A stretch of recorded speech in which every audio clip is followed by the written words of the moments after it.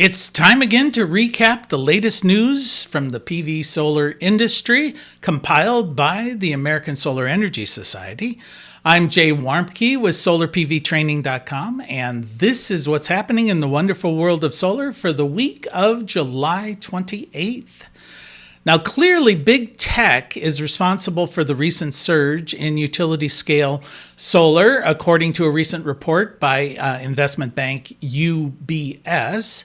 Now, four companies, Meta, Amazon, Microsoft, and Google, account for about 40% of all of the demand from large-scale solar that's been installed in the U.S. over the past 5 years.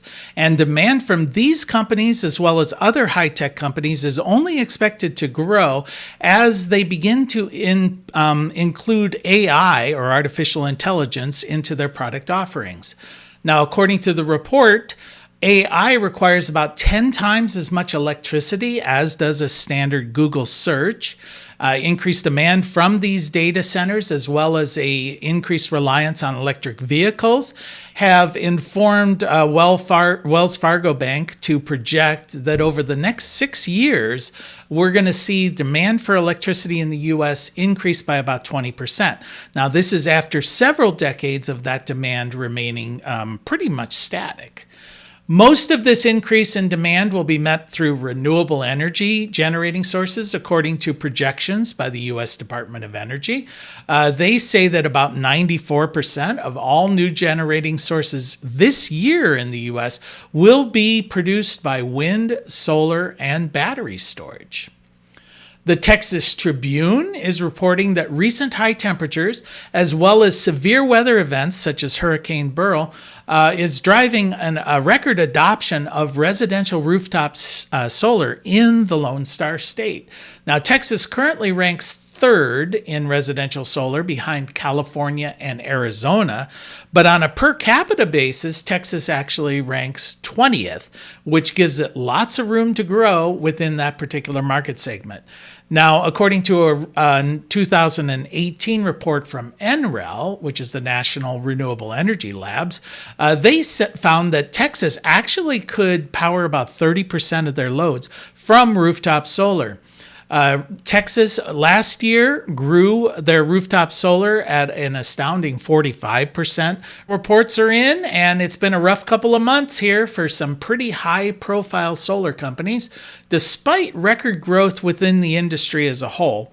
Now, Tesla's second quarter earnings show that their earnings fell 45% compared to a year ago. Analysts are blaming increased competition from other EV manufacturers, especially Chinese manufacturers such as BYD, which is now the largest manufacturer in electric vehicles worldwide.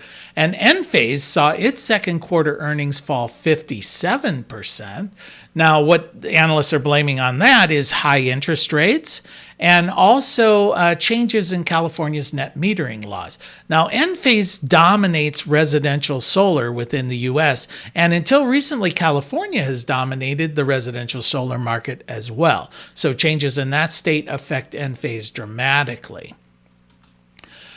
IREC, which is the Interstate Renewable Energy Council, announced this week that it's expanding its Charging Smart program into 2 more states, into the state of Connecticut and Louisiana.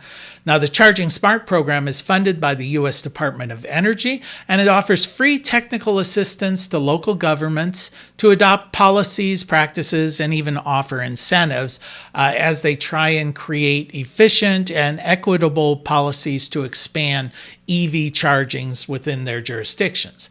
Now, the program offers help in planning, regulatory development, utility engagement, as well as education and outreach programs to the general public. Now, to this point, IREC has operated the program only in Colorado, Minnesota, Michigan, Ohio, Virginia, and parts of North Texas, Southern California, and Northern Illinois.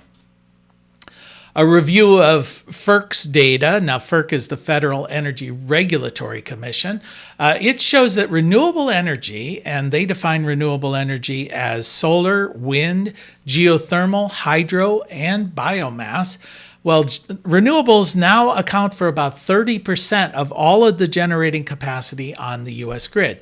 And for the ninth month in a row, solar has been the largest source of new power on the U.S. grid, on track, according to FERC, to be the second largest generating source of electricity within 3 years behind natural gas. Now, currently, the mix is that solar is tied for fifth with hydro, accounting for about 6% of the U.S. generating capacity. It falls far behind natural gas at 44%, nuclear at 18%, coal is in third at 16%, and wind accounts for around 10%.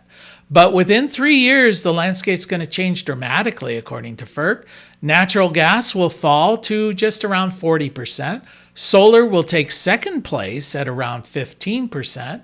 Coal is going to drop to about 13.5%. Wind at about 13%. Nuclear and hydro are going to then be tied for fifth at 7.5%. And that is the news from the solar industry for this week. We'll see you in 2 weeks.